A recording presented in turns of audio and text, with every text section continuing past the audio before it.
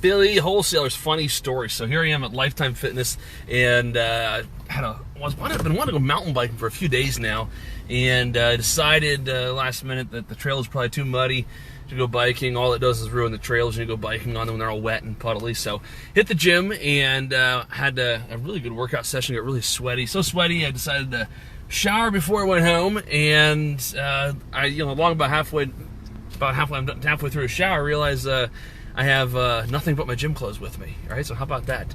And so anyway, I showered and left carrying half my clothes in my hands and barefoot leaving the gym. I was like, you know what? I got to share this message with some wholesalers. So I was leaving the gym. There's this gal at the front desk, Leslie, great person, really nice gal, and she's a new realtor and looking to get into wholesaling.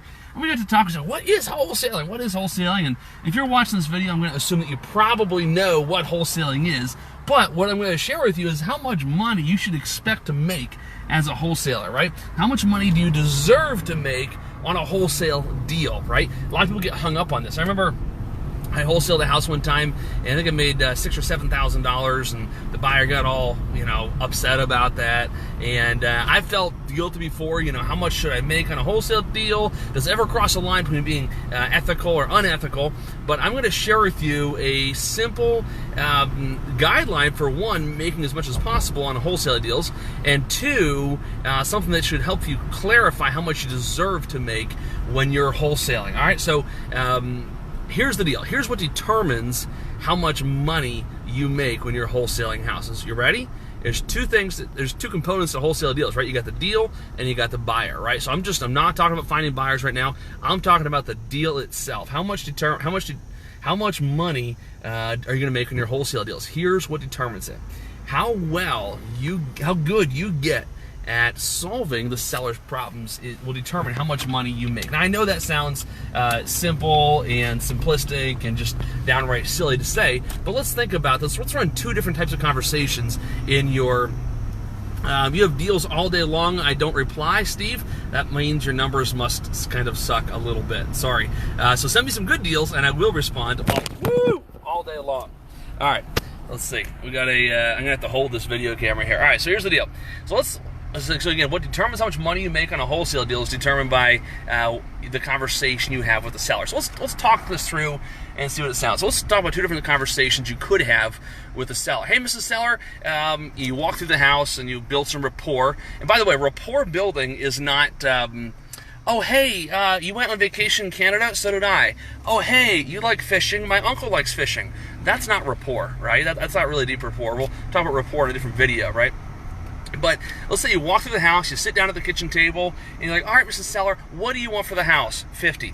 I can pay 40. Oh, how about 47? Can you meet me in the middle and let's do 43.5? Okay, that's really horrible negotiation. That's one way to get deals. There's a time and a place for haggling, and John Martinez has great tips and tricks on how to haggle effectively, low anchors, and all this different kinds of cool stuff.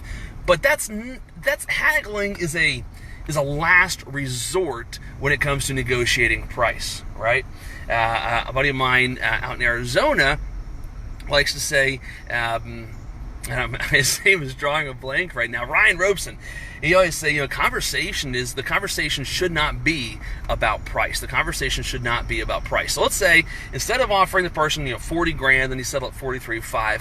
What if you had a conversation like this, where as you're talking to the seller, I don't care who the seller is, you're identifying what's important to them, why it's important to them, and then you get them to restate it. So let's go through a specific example.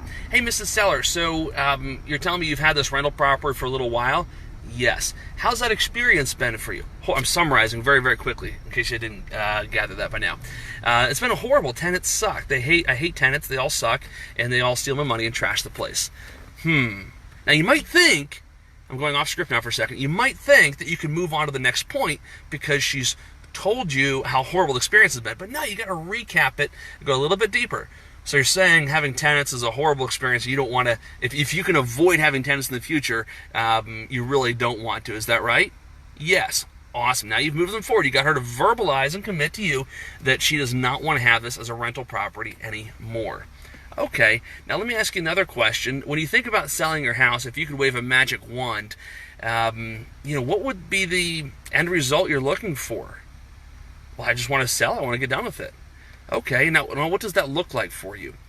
Well, I don't want to have to deal with all these repairs that the tenants left me with. Okay, so you're saying that being able to sell the house in as-is condition is really important to you. So I'm recapping them, getting them to verbalize with me, work through the process, right? And this is a really important phrase to write down. No seller will ever, no, I don't care what you're selling, no prospect will ever sign on to what you're selling until they're emotionally ready to, right? So just because somebody called you off a postcard or you responded to your PPC ad does not mean that they are emotionally ready to sign a contract with you. Very, very important, all right? So, yes, it's important. Yes, tenants suck. I don't want to rent to tenants. Okay, great. Yes, it's important to me to sell an as-is condition. Let me ask you a question. Why is that important to you? Well, I just want to have more money to put into this property. Okay, great. Now, in terms of the outcome, like what's important to you in terms of timeline, in terms of, it sounds like you were working with some other folks or just trying to wholesale your property before. What are some other things that are really important to you? Well, I need to know that I have a deal in order for me to move forward. I don't want to get strung along for another 30 or 60 days.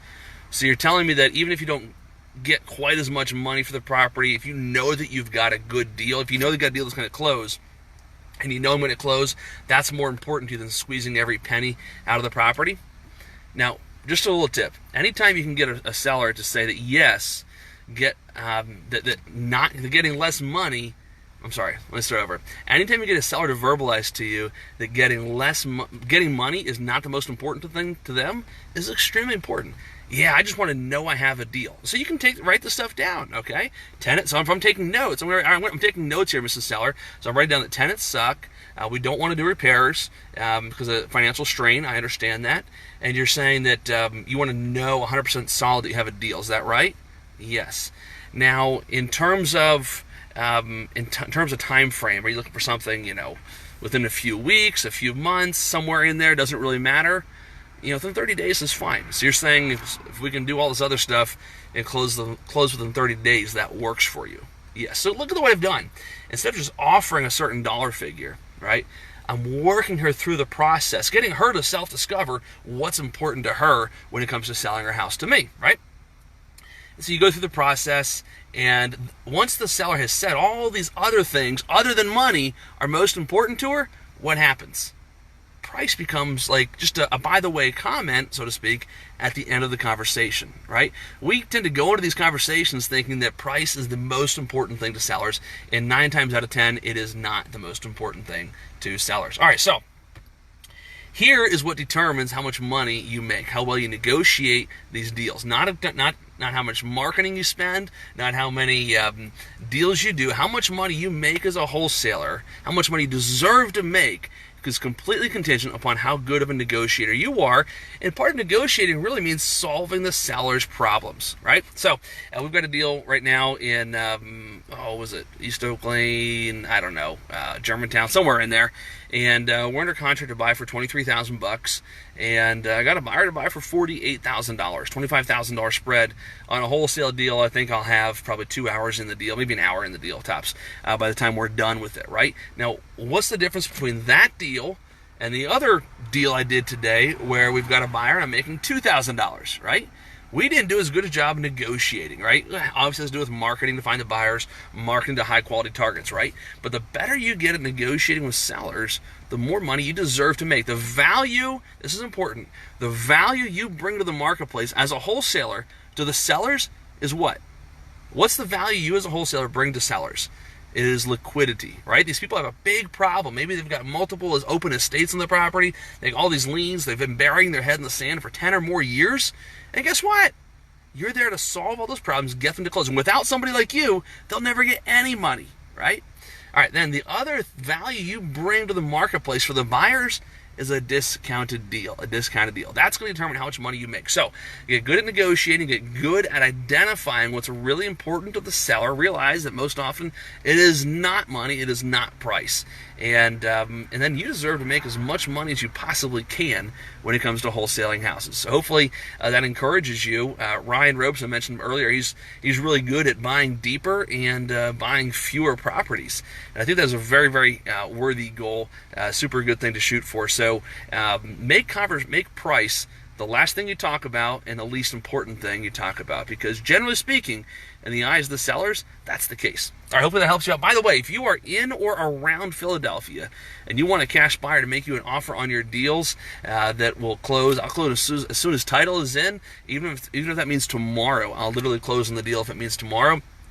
And I hope that you make a lot of money wholesaling your house. I've bought wholesale deals from wholesalers in the area many times where they literally made more money on the wholesale fee.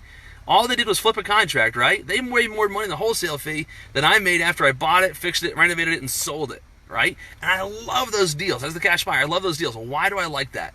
Because that means when a wholesaler makes a ton of money selling me a house, and the transaction was easy, I didn't beat them up on price, and I love the fact that they got a ton of money.